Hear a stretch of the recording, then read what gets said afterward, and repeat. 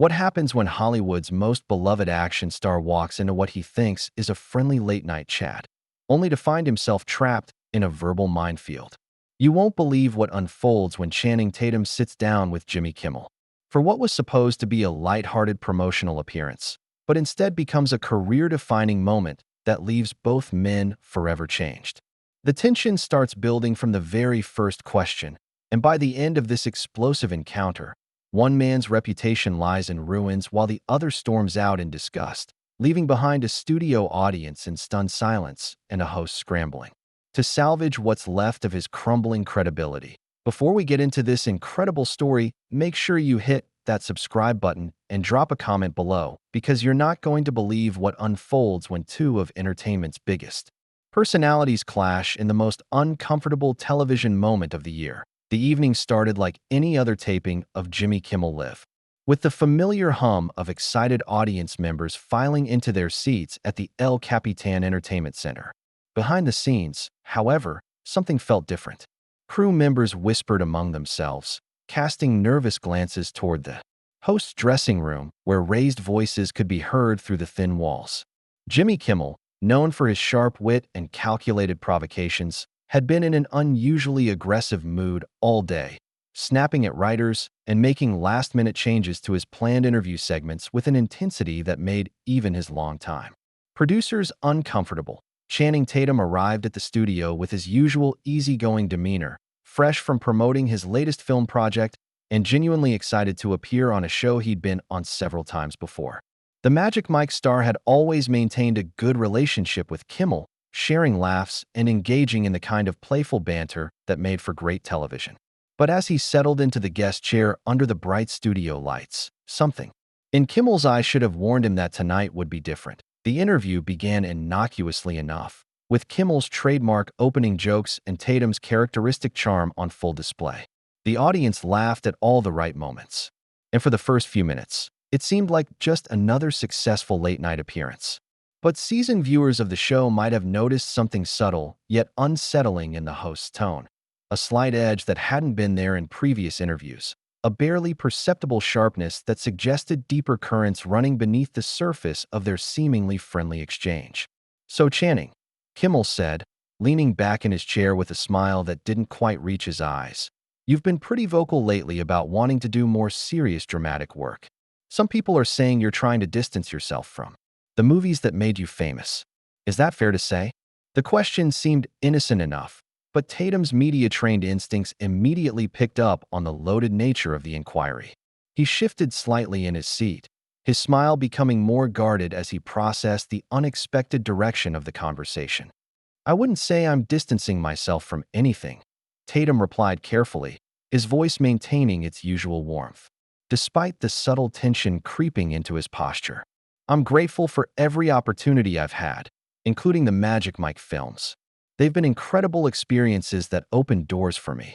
But as an actor, you always want to challenge yourself and explore different types of characters and stories."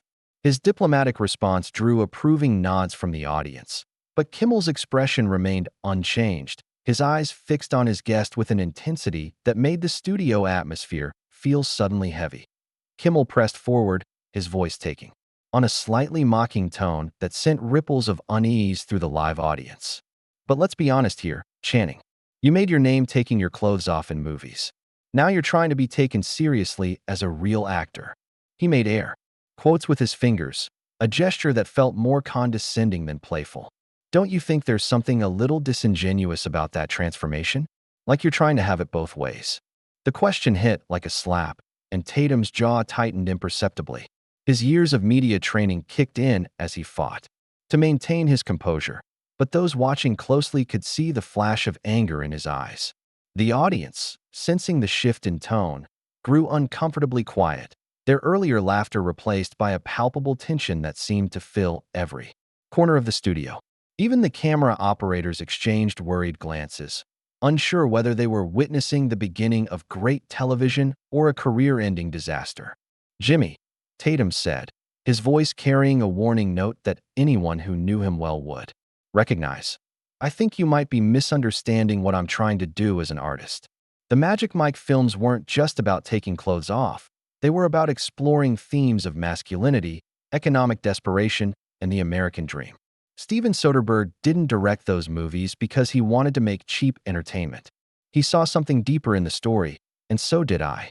But Kimmel wasn't backing down. If anything, he seemed energized by Tatum's defensive response, leaning forward with the predatory instinct of a shark sensing blood in the water. Come on, Channing.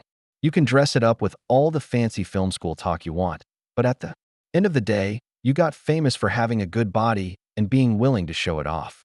Now you're trying to lecture us about the American dream? Don't you think that's a little pretentious? The words hung in the air like a toxic cloud, and Tatum's carefully maintained composure began to crack. His hands, which had been resting casually on the arms of his chair, now gripped them tightly, his knuckles white with tension. The audience watched in stunned silence as what was supposed to be a friendly chat devolved into something far more sinister, with Kimmel's attack feeling less like comedy and more like a deliberate character assassination. "You know what, Jimmy?" Tatum said, his voice dropping to a dangerously quiet level that somehow carried more menace than any shout could have. "I came here tonight thinking we were friends. I thought we had mutual respect for each other's work. But it seems like you've got some kind of agenda I wasn't prepared for." His words were measured and controlled, but the anger beneath them was unmistakable, sending a chill through the studio that made even the most seasoned crew members shift uncomfortably at their posts. The confrontation was escalating rapidly, and as the commercial break approached, it became clear that this was no longer just another late-night television appearance. Something fundamental had shifted in the dynamic between these two men, and the audience found themselves witnessing the beginning of what would become one of the most talked-about moments in late-night television history. The real fireworks, however, were yet to come, and what happened next would leave everyone questioning everything they thought they knew about both men. As the show returned from commercial break, the atmosphere in the studio had somehow become even more electric and dangerous. The brief intermission had done nothing to cool the tension. If anything, it had given both men time to dig deeper into their respective positions. Kimmel's producers had undoubtedly rushed to his side during the break, but whatever advice they'd given him had clearly fallen on deaf ears. He returned to his desk with the same predatory gleam in his eyes, while Tatum sat rigidly in his chair, his entire body language screaming that he was done playing games. "We're back with Channing Tatum," Kimmel announced to the camera, his voice carrying a false cheerfulness that fooled no one in the studio. "And we were just having a fascinating discussion about the evolution of his career." The word evolution dripped with sarcasm, and the audience could feel the hostility radiating from the host's desk like heat from a furnace. Several people in the front row were visibly uncomfortable, shifting in their seats as they realized they were about to witness something that would likely end up as viral content for all the wrong reasons. Tatum's response was swift and cutting. "Is that what you call it, Jimmy? A discussion? Because from where I'm sitting, it feels more like you're trying to tear me down for reasons I can't even begin to understand." His voice had taken on a steely quality that his co-stars from action films would have recognized immediately. This was the tone he used when his characters were about to fight back against impossible odds. The audience sensed the shift, and a few nervous laughs died quickly in the thick air of the studio. Kimmel's mask of false joviality slipped completely as he leaned forward, his elbows on his desk, staring directly at his guest with undisguised contempt. "You know what I think, Channing? I think you've gotten a little too comfortable with people kissing your ass. You walk into rooms and everyone tells you how great you are, how talented you are, how you're this amazing artist. But maybe it's time someone told you the truth." The words were delivered with such venom that several audience members audibly gasped, and the camera operators found themselves zooming in instinctively, sensing that they were capturing something unprecedented. The attack was so unexpected and so brutal that for a moment, Tatum seemed genuinely speechless. His face cycled through several expressions: shock, hurt, and then a cold fury that transformed his entire demeanor. When he finally spoke, his voice was quiet but carried the weight of barely contained rage. "The truth? You want to talk about truth, Jimmy? Let's talk about how you've built your entire career on mocking people who can't fight back. Let's talk about how you hide behind your desk and your writers and your laugh track to say things you'd never have the courage to say to someone's face." The accusation hit Kimmel like a physical blow, And for the first time in the interview, he seemed momentarily rattled. But instead of backing down, he doubled down with a viciousness that shocked even his most cynical critics. Oh, that's rich coming from someone who's made millions of dollars playing the same character over and over again. The charming himbo, who takes his shirt off and smiles pretty for the camera. You think changing your hair and putting on a serious expression makes you Marlon Brando. The insult was so cruel and so personal that the studio fell into complete silence. Even the most hardened entertainment industry professionals in the audience looked uncomfortable, recognizing that they were witnessing something that had crossed the line from comedy into genuine cruelty. Tatum's face had gone pale, and his hands were now visibly shaking with suppressed anger. The cameras captured every micro-expression, every telltale sign that this man was reaching his breaking point. "You know what your problem is, Jimmy?" Tatum said, his voice rising for the first time in the interview. "You're miserable. You're a miserable person who gets off on making other people feel small because it's the only way you can feel big. And the worst part is, you do it in front of an audience who came here to laugh and have a good time, not to watch you destroy someone for your own sick entertainment." His words rang out across the studio like gunshots, and the audience sat in stunned silence, unsure whether to applaud or flee. Kimmel's face had turned red with rage, and his carefully constructed television persona was crumbling before everyone's eyes. "You think you can come on my show and lecture me about entertainment? You think you can sit there and psychoanalyze me like you're some kind of expert? You're a dancer who got lucky, Channing. Nothing more, nothing less." The words were spat out with such malice that even his own crew members looked horrified, and several audience members were now openly staring at their phones, undoubtedly recording what they sensed was about to become a viral moment. The impact of Kimmel's words was immediate and devastating. Tatum's entire body went rigid, and his face transformed into something that his action movie fans would have recognized as the moment before his character unleashed hell on the bad guys. But this wasn't a movie, and there was no script to follow. This was real, raw, and happening in front of hundreds of people and millions of viewers. The tension in the studio had reached a breaking point, and everyone present could feel that something irreversible was about to happen. "A dancer who got lucky?" Tatum repeated, his voice now carrying a dangerous edge that made even the security guards shift nervously in their positions. "You mean someone who worked their ass off from the time they were a kid, who took every rejection and every failure and used it to get better? Someone who didn't have the luxury of hiding behind a desk and other people's jokes?" He was standing now, though no one had seen him rise from his chair, his imposing frame casting a shadow over Kimmel's desk that seemed to dwarf the host both literally and figuratively. The studio audience was now completely silent, sensing that they were witnessing something that would be talked about for years to come. This was no longer entertainment. This was two men laying bare their souls in the most public way possible, and the result was both mesmerizing and terrifying. As Tatum loomed over Kimmel's desk, his eyes blazing with a fury that seemed to illuminate the entire studio, everyone present knew that what happened next would change everything. For a moment that felt like an eternity, the two men stared at each other across the desk, the air between them crackling with an electricity that made everyone in the studio hold their breath. Kimmel, perhaps realizing for the first time that he had pushed too far, seemed to shrink back in his chair, his earlier bravado evaporating in the face of Tatum's towering presence. The host's mouth opened and closed wordlessly, as if he were trying to find some way to walk back what he had unleashed, but the damage was already done, and everyone in the room knew it. Tatum's voice, when he finally spoke, was barely above a whisper, but it carried more power than any scream could have managed. "You know what the difference is between you and me, Jimmy? When I fail, when I fall short, when I'm not good enough, I own it. I don't hide behind a team of writers or a laugh track or the safety of this desk. I stand up, I take responsibility, and I try to do better. But you've built your entire career on tearing other people down because you're too scared to actually create something meaningful yourself." The words hit their target with surgical precision, and Kimmel's face went through a series of expressions that revealed more about his character than years of carefully crafted television appearances ever could. First came the shock of recognition, the dawning realization that Tatum had seen through all his defenses and identified the core insecurity that drove his cruel behavior. Then came the anger, the desperate fury of someone whose deepest fears had been exposed in front of hundreds of people. Finally, there was something that looked almost like shame, though it was quickly masked by a return to his trademark sneer.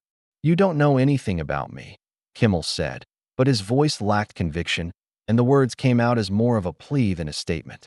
"You don't know what it's like to work your way up in this business, to fight for every opportunity, to prove yourself night after night in front of millions of people." But even as he spoke, he seemed to realize how hollow his defense sounded, especially coming from someone who had just spent the better part of an hour viciously attacking his guest's own journey in the entertainment industry. Tatum straightened to his full height, and his presence seemed to fill the entire studio. "You're right, Jimmy. I don't know what it's like to be you. I don't know what it's like to wake up every morning and choose cruelty over kindness. I don't know what it's like to look at someone who's worked their ass off to achieve their dreams and decide that your job is to tear them down for the entertainment of others. And you know what? I'm grateful I don't know what that feels like." The audience was transfixed, watching as one man's dignity and moral authority completely overwhelmed another's attempts at dominance. Several people in the front row were openly crying, moved by the raw honesty of what they were witnessing. This wasn't the polished, sanitized version of conflict that usually passed for drama on television. This was real human emotion, real pain, and real courage playing out in real time. Kimmel made one last desperate attempt to regain control of the situation, his voice rising to a near shout. "You think you're better than me? You think you're some kind of saint because you smile pretty and say the right things in interviews? You're just another Hollywood fake, just like everyone else in this town." But the words felt empty even as he said them, and the desperation in his voice only served to highlight how completely he had lost this confrontation. That Tatum's response was quiet, measured, and devastating in its simplicity. "I never said I was better than you, Jimmy. I never said I was perfect, but I do try to be decent. I try to treat people with respect, especially when they're in a vulnerable position. I try to use whatever platform I have to lift people up, not tear them down. And if that makes me a fake, then I guess I'm proud to be fake." His words carried the weight of genuine conviction, and they resonated through the studio like a bell tolling. The moment of truth had arrived, and everyone in the room could feel it. Tatum took a step back from the desk, his posture straightening as he made his decision. "You know what, Jimmy? I came here tonight to promote a movie, to have some laughs, to connect with people who might enjoy my work. But instead, I got a front row seat to watch someone reveal the worst parts of themselves on live television. And I'm not going to be part of that anymore." He began walking toward the edge of the stage, his movement fluid and purposeful, like a man who had finally found his moral center and was acting from it. The cameras followed him, capturing every step of what would become one of the most iconic exits in television history. Behind him, Kimmel sat frozen at his desk, his face a mask of confusion and dawning horror as he began to process what was happening. "Channing, wait," Kimmel called out, his voice cracking with what might have been panic. "Come on, we're just having a conversation. This is what we do here. This is entertainment." But his words fell on deaf ears, and Tatum continued his deliberate march toward the exit, his jaw set with determination. As Tatum reached the edge of the stage, he turned back one final time, his eyes finding Kimmel's across the length of the studio. "No, Jimmy. This isn't entertainment. This is you using your platform to hurt people because you can, and I won't be part of it." His voice carried clearly across the silent studio, and every word was captured by the cameras that would soon broadcast this moment to millions of viewers around the world. The audience watched in stunned silence as Channing Tatum disappeared behind the curtain, leaving behind a host whose carefully constructed image lay in ruins and a studio full of people who had just witnessed something extraordinary. Kimmel sat alone at his desk, the weight of what had just happened settling on his shoulders like a physical burden. The cameras continued to roll, capturing every second of his humiliation, every moment of his reckoning with the consequences of his actions. The show limped to its conclusion, with Kimmel struggling to regain his composure, his usual smooth patter, replaced by stammering attempts at damage control that only made things worse. The audience filed out in hushed tones, many of them already pulling out their phones to share what they had witnessed. Within hours, clips of the confrontation would be spreading across social media, sparking debates about celebrity culture. The responsibility of hosts and the courage it takes to stand up to bullies in positions of power. As the studio lights dimmed and the cameras finally stopped rolling, one thing was clear. This wasn't just the end of an interview. It was the end of an era. The old rules of late-night television, where hosts could say anything and guests were expected to smile and take it, had been shattered by one man's refusal to play along. Channing Tatum had walked away from Jimmy Kimmel's show, but in doing so, he had walked towards something far more valuable, his own integrity, intact and uncompromised.